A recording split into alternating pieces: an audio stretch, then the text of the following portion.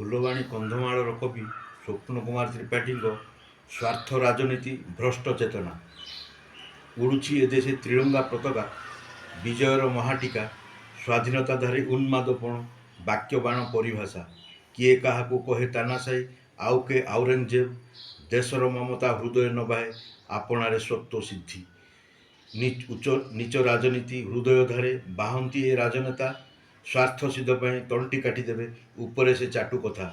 ଗୁଜୁରାଟ ଯୋଗୀ ସବୁ ଦେଖୁଛନ୍ତି, ମହାନ ପ୍ରାଜ୍ଞ ଜନତା।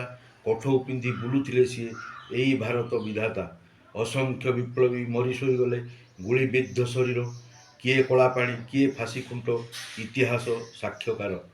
ସ୍ୱାଧୀନତାର ଉନ୍ମାଦପଣ ବାହୁଛନ୍ତି ଏବେ ନେତା। ସ୍ୱାର୍ଥ ତ୍ୟାଗ କଥା ଭାବିଲେ ମନରେ ଉଡ଼ିଯାଏ ନିତ୍ୟ ଚେତା। ପ୍ରକୃତ ଯୋଗୀଙ୍କୁ ସ୍ମୃତିରେ ଆଣ, ହେ ସୌରଭ ନେତା। ଲାଲ ବାହାଦୁର ବାଜପେୟୀ ସେ ତ ନୟନ ଜ୍ୟୋତି ସଂହିତା।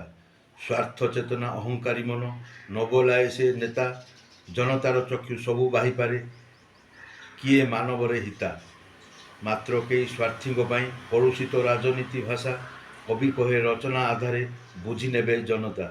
ମୋହନ ଭାଗବତ ଏଧାରେ କୁହନ୍ତି, ବିପକ୍ଷକୁ ପ୍ରତିପକ୍ଷ। ପ୍ରତିଦ୍ୱନ୍ଦ୍ୱୀ ବି ହୋଇପାରେ ସିଏ, କିନ୍ତୁ ନୁହେଁ ଶତ୍ରୁପକ୍ଷ। ସୌରଭ ମନ ବାହୁ ଜନତାରେ, ସରବେ ଏଦେଶ ଜନ।